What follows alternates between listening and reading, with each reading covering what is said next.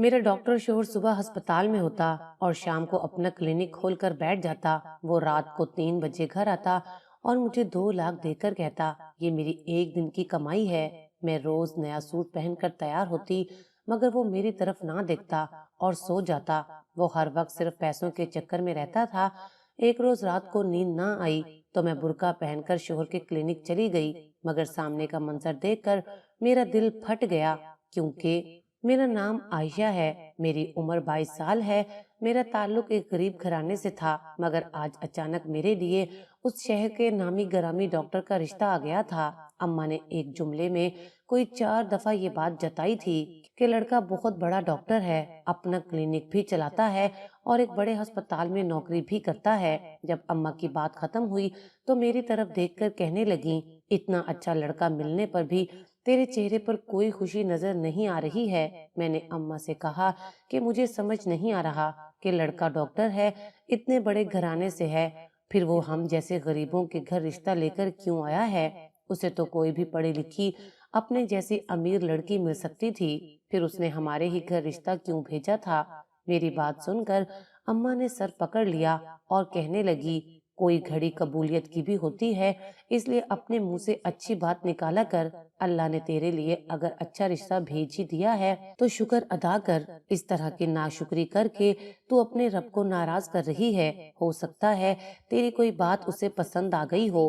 جب بھی اس نے رشتہ بھجوایا ہو، اس کی بہن تو یہی کہہ رہی تھی کہ بھائی نے عائشہ کو کہیں دیکھا تھا، اور بس جب بھی کہہ دیا تھا کہ وہ شادی تو عائشہ سے ہی کریں گے۔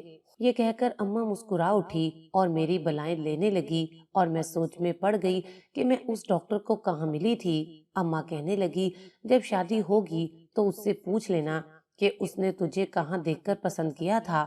ابھی تو اس بات پر خوش ہو جا کہ تیرا رشتہ پکا ہو گیا ہے، اور جب خاندان والوں کو پتہ چلے گا کہ تیری شادی ڈاکٹر سے ہو رہی ہے تو سب کے سب جل بھن جائیں گے۔ اماں یہی تو چاہتی تھی کہ میرا رشتہ کسی بڑی جگہ پر ہو جائے اور سارا خاندان دیکھتا رہ جائے۔ دراصل اس کے پیچھے بھی ایک وجہ تھی۔ اماں چاہتی تھی کہ میری شادی میری پھپھو کے بیٹے سے ہو جائے، وہ انجینئر تھا۔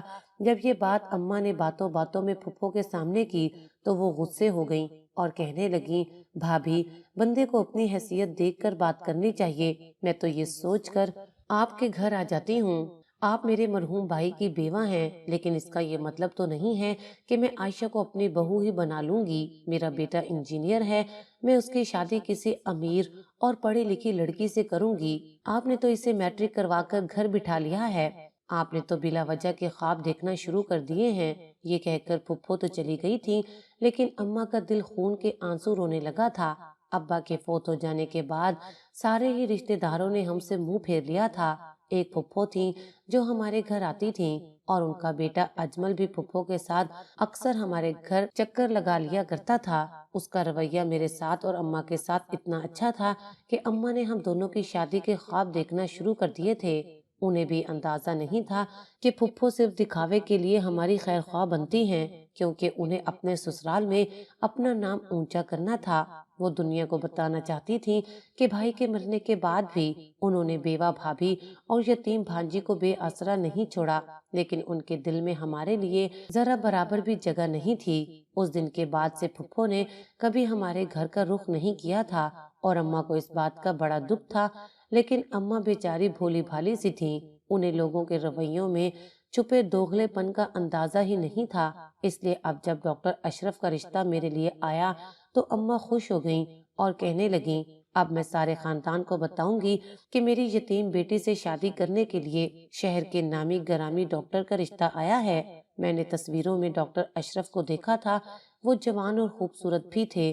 انہوں نے ڈاکٹر والا کوٹ پہن رکھا تھا اور چشمہ بھی لگا رکھا تھا، دیکھنے میں تو بہت ہی مہذب اور اچھے گھرانے کے معلوم ہوتے تھے۔ ایسے رشتے پر اماں کا خوش ہو جانا جائز تو تھا، لیکن پتہ نہیں کیوں میرے دل میں عجیب عجیب سے وسوسے اٹھ رہے تھے۔ جب پھپھو نے سکے رشتے کے باوجود مجھے میری خامیوں کی وجہ سے قبول نہیں کیا تھا، تو پھر ڈاکٹر اشرف جیسے انسان کو مجھ سے شادی کرنے میں دلچسپی کیوں تھی؟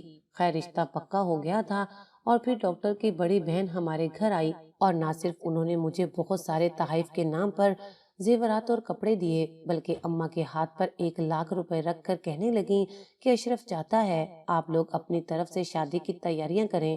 اماں نے پیسے واپس کیے اور کہنے لگیں میں نے بیٹی کو رخصت کرنے کے لیے بہت کچھ جمع کر رکھا ہے، اس کی ضرورت نہیں ہے۔ لیکن اشرف کی بہن نے اماں کو گلے سے لگا لیا اور کہنے لگی آنٹی، جو پیسے آپ نے جوڑے ہیں اس سے اپنے عمرے کا بندوبست کر لیجئے گا۔ آپ کی بیٹی اب ہماری ہے، اس لیے اس پر ہونے والا خرچہ اشرف خود کرے گا۔ یہ سن کر خوشی سے میری آنکھوں میں بھی آنسو آ گئے تھے اور اماں تو میری قسمت پر واری صدقے ہو رہی تھی۔ اماں نے بہت خوبصورت سے شادی کے کارڈ چھپوائے اور خود جا کر خاندان کے ایک ایک گھر میں دیے، خاص کر پھپھو کے گھر تو اماں کارڈ کے ساتھ مٹھائی کا ڈبہ بھی لے کر گئی تھی اور ایک مہنگا ترین جوڑا بھی۔ جب اماں واپس آئیں تو ان کا چہرہ چمک رہا تھا، کہنے لگیں میں نے تمہاری پھپھو کو کارڈ کے ساتھ جوڑا بھی دیا اور کہا کہ یہ پہلا حق تو پھپھو کا ہی ہوتا ہے۔ تمہاری پھپھو تو حیران رہ گئیں جب انہیں یہ پتا چلا کہ اشرف اس شہر کے بہت بڑے ڈاکٹر ہیں۔ ان کا چہرہ تو دیکھنے کے لائق ہو رہا تھا۔ یہ کہہ کر اماں زور سے ہنسی تھیں اور اماں کو خوش دیکھ کر میں بھی خوش ہو گئی تھی۔ دیکھتے ہی دیکھتے میری شادی کا دن آ گیا۔ میرے لیے اشرف کی طرف سے ایک بہت ہی مہنگا جوڑا اور سونے کے مہنگے ترین زیورات بھیجے گئے تھے۔ میں جب تیار ہو کر سٹیج پر بیٹھی تو خاندان کی سب عورتوں کی نظریں مجھ پر ہی جم گئیں اور پھر میں بڑی شان سے رخصت ہو کر اشرف کے ہمراہ ان کے عالی شان گھر میں پہنچ گئی تھی۔ ان کا گھر بہت ہی خوبصورت تھا اور میری اشرف کے ساتھ نئی زندگی کی شروعات بھی بہت خوبصورت ہوئی تھی۔ لیکن شادی کے اگلے دن ہی وہ مجھ سے کہنے لگے مجھے آج سے ہی ہسپتال جانا ہوگا، میری مجبوری ہے، مجھے ہسپتال سے چھٹی نہیں مل سکی ہے، میرا کام دوسروں کی زندگیوں کے ساتھ مشروط ہے، اگر میں چھٹی کرتا ہوں تو کسی کی بھی جان خطرے میں پڑ سکتی ہے۔ ان کی بات سن کر میں نے باخوشی انہیں اجازت دی اور کہا کہ میں سمجھ سکتی ہوں کہ آپ ڈاکٹر ہیں اور ڈاکٹر کا کام کتنا اہم ہوتا ہے۔ اور اشرف شادی کے پہلے دن ہی ہسپتال کے لیے نکل گئے۔ ان کے گھر میں ان کی بیمار ماں کے علاوہ 2 نوکر بھی تھے جو سرونٹ کوارٹر میں ہی رہا کرتے تھے۔ گھر کے کام کاج دونوں نوکروں نے سنبھال رکھے تھے اور ان کی اماں کے لیے بھی نرس آتی جاتی رہا کرتی تھی۔ میں بھی ان کی ماں کی دیکھ بھال کرنے لگی اور پھر اسی طرح وقت گزرنے لگا۔ لیکن ہر گزرتے دن کے ساتھ اشرف پہلے سے بھی زیادہ مصروف ہو گئے۔ شروع میں تو وہ مجھے وقت دیا کرتے تھے مگر پھر ان کے لیے مجھے وقت دینا ناممکن ہو گیا تھا۔ وہ صبح ہسپتال کے لیے نکلتے تو رات گئے لوٹتے۔ ان کا کہنا تھا کہ وہ صبح ہسپتال میں نوکری کرتے ہیں اور پھر شام کو ان کا اپنا کلینک ہے، اس لیے انہیں وقت نہیں ملتا۔ رات کو وہ اتنے تھکے ہارے لوٹتے کہ بستر پر گرتے ہی سو جاتے۔ ہم دونوں کو ٹھیک طرح سے بات کیے ہوئے عرصہ ہونے لگا تھا۔ ایک ایک ہفتہ گزر جاتا اور ہم سلام دعا سے آگے بھی بات نہ کر پاتے۔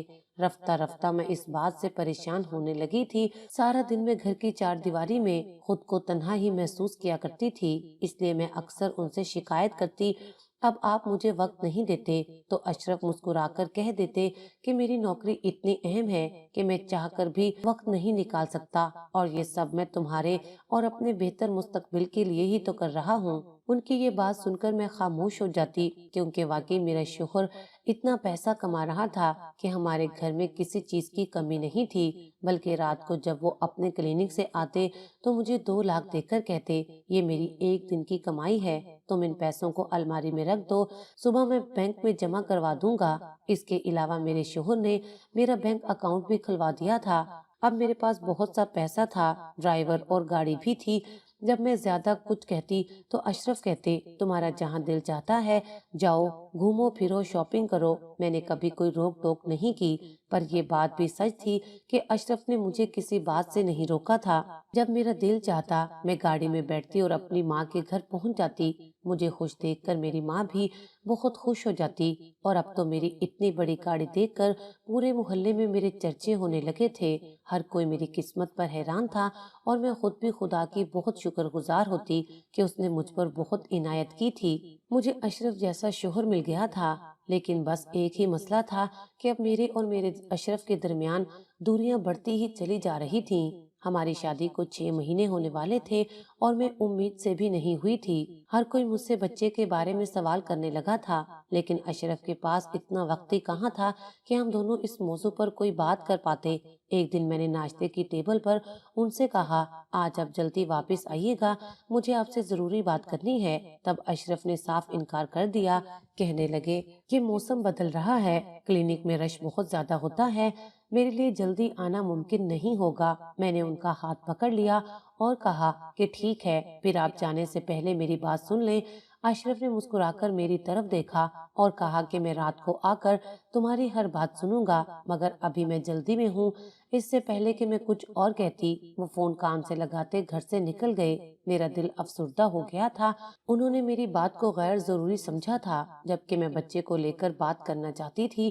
میرا موڈ بہت ہی زیادہ خراب تھا۔ ایک روز میری پرانی سہیلی کا فون آ گیا۔ کافی دیر میں اس سے بات کرتی رہی اور پھر باتوں باتوں میں نے اسے بتایا کہ میرا شوہر کتنا مصروف ہوتا ہے۔ تب وہ مذاق میں کہنے لگی، اگر ایسی بات ہے تو پھر تم بھی بیمار پڑ جاؤ، تمہارا شوہر مریض سمجھ کر تمہیں بھی وقت دے دے گا۔ اس نے تو یہ بات مذاق میں کہی تھی، لیکن یہ بات میرے ذہن میں بیٹھ گئی اور میں سوچنے لگی کیوں نہ میں مریض بن کر اپنے شوہر کے پاس چلی جاؤں اور ان سے بچوں کو لے کر بات کروں، وہ میری بات دھیان سے سنیں گے۔ اگلے دن میں نے ان کے ڈرائیور سے کلینک کا پتہ لے لیا اور سختی سے ڈرائیور سے کہا کہ وہ اشرف کو اس بارے میں کچھ نہیں بتائے گا۔ پہلے تو ڈرائیور پریشان ہوا، لیکن پھر میں نے اسے مطمئن کر دیا اور کہا کہ صاحب کی سالگرہ ہے، میں کلینک پر تحفہ بھیجوا کر انہیں حیران کرنا چاہتی ہوں۔ میری بات سن کر وہ بہت مطمئن ہو گیا تھا۔ رات ہوتے ہی میں نے برقع پہنا اور اچھی طرح نقاب لگا دیا۔ میں نے سوچا تھا پہلے جا کر اپنا مسئلہ اپنے شوہر کو بتاؤں گی اور پھر جب وہ کوئی دوائی لکھ دیں گے تو انہیں اپنا چہرہ دکھا دوں گی اور پھر ان سے کہوں گی کہ جب وہ مجھے وقت نہیں دیں گے تب تک میں مریض بن کر ان کے کلینک آیا کروں گی، اور پھر ان سے کہوں گی کہ جب تک وہ مجھے وقت نہیں دیں گے تب تک میں مریض بن کر ان کے کلینک آیا کروں گی۔ میں گاڑی میں بیٹھتے ہی دل میں خوش ہو رہی تھی، لیکن مجھے کیا معلوم تھا وہاں جانے کے بعد میرے ساتھ کیا ہونے والا تھا۔ ڈرائیور مجھے ایک دور دراز کے علاقے میں لے گیا، وہ پتہ وہیں کا تھا۔ میں نے حیرت سے پوچھا کہ ہم اتنی دور کیوں آئے ہیں؟ ڈرائیور کہنے لگا کہ صاحب یہاں غریبوں کا علاج کرتے ہیں، وہ پیسے بھی نہیں لیتے اور زیادہ تر دوا کے پیسے بھی خود ہی دے دیتے ہیں۔ ڈرائیور کی بات سن کر میں حیران رہ گئی، کیونکہ یہ بات تو میری سمجھ سے باہر تھی۔ اگر وہ مفت میں علاج کرتے تھے تو مجھے پیسے کہاں سے لا کر دیتے تھے؟ خیر، میں یہ سوچ کر خوش ہو گئی کہ میرے شوہر غریبوں کے لیے اتنی ہمدردی رکھتے تھے۔ جب میں وہاں پہنچی تو مجھے یہ دیکھ کر حیرت ہوئی کہ وہاں لوگوں کا رش لگا ہوا تھا اور ہر کوئی میرے شوہر کی تعریف کر رہا تھا۔ ہر کسی کا کہنا تھا کہ ڈاکٹر صاحب ایک خدا ترس انسان ہے۔ میں نے بھی ٹوکن حاصل کیا اور لائن میں بیٹھ گئی۔ کچھ ہی دیر بعد ایک نرس میرے پاس آئی اور اس نے میرا بلڈ پریشر چیک کیا اور پھر وہ پوچھ رہی تھی میں کس کے ساتھ آئی ہوں اور کہاں رہتی ہوں، مجھے کیا بیماری ہے، میرے گھریلو حالات کیسے ہیں۔ مجھے لگا کہ شاید ان کا مدد کرنے کا یہی طریقہ کار ہے۔ پہلے نرس مریض کے بارے میں معلومات حاصل کر لیتی ہے، وہ علاج کروانے کے قابل ہے یا پھر اسے مفت کا علاج چاہیے، اور پھر اسے ڈاکٹر کے پاس بھیجا جاتا ہے۔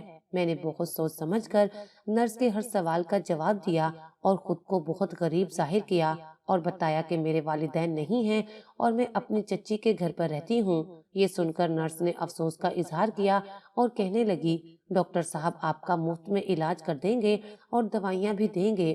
یہ سن کر مجھے بہت خوشی ہوئی اور پھر جب میرا نمبر آیا تو مجھے کمرے میں بھیج دیا گیا جہاں میرا شوہر اکیلا بیٹھا تھا اور کاغذ پر کچھ لکھ رہا تھا۔ میرے پیچھے نرس بھی کمرے میں آئی، اس نے اشرف کے ہاتھ میں ایک کاغذ پکڑا دیا، اس کے بعد وہ واپس چلی گئی۔ اشرف وہ کاغذ پڑھ کر مجھ سے میرے گھریلو حالات کے بارے میں سوال جواب کرنے لگا۔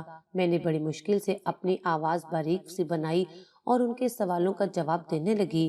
اس نے مجھ سے میری بیماری کا پوچھا تو میں نے جان بوجھ کر کہہ دیا کہ مجھے بہت زیادہ چکر آتے ہیں اور کمزوری محسوس ہوتی ہے۔ سوچ کر تو میں یہ آئی تھی کہ میں اپنے شوہر کو اپنا مسئلہ بتاؤں گی، لیکن یہاں آنے کے بعد مجھے اس کا طریقہ علاج جاننے میں دلچسپی ہو گئی تھی۔ میں جاننا چاہتی تھی کہ وہ کس طرح غریبوں کے لیے مسیحا ہے۔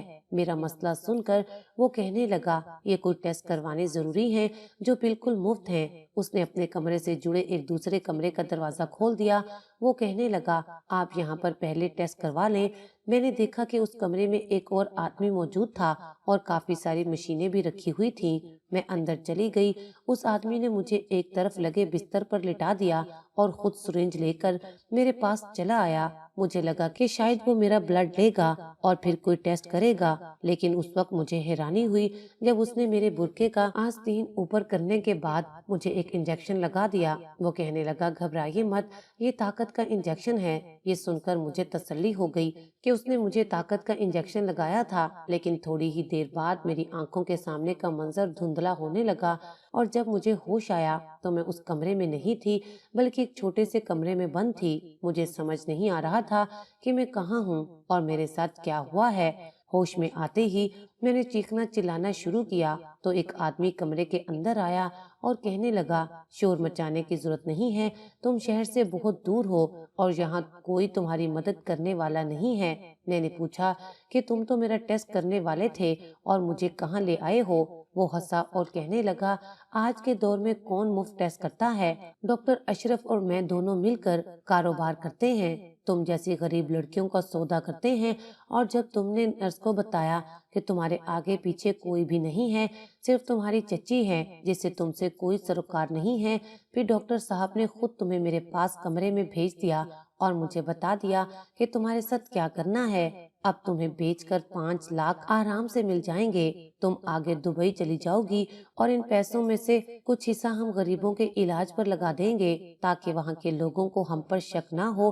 یہ کہہ کر وہ زور زور سے ہنسا تھا اور میرے رونگٹے کھڑے ہو گئے تھے۔ اس آدمی کی بات پر بالکل بھی یقین نہیں آیا تھا۔ میرے شوہر اتنا گھٹیا نہیں ہو سکتا تھا۔ میں نے انکار میں سر ہلا دیا اور کہا کہ اشرف کبھی ایسا کر ہی نہیں سکتے۔ میری بات سن کر وہ چونک گیا اور کہنے لگا، تم کون ہو؟ اور پھر میں نے اسے بتا دیا کہ میں اس کی بیوی ہوں۔ یہ سن کر وہ ایک دم ہکا بکا رہ گیا۔ پہلے تو اسے یقین نہ آیا، لیکن پھر اس کے موبائل فون پر اشرف کا فون آ گیا اور اشرف نے نہ جانے اس سے کیا کہا۔ اس نے میرے ہاتھ پاؤں کھول دیے۔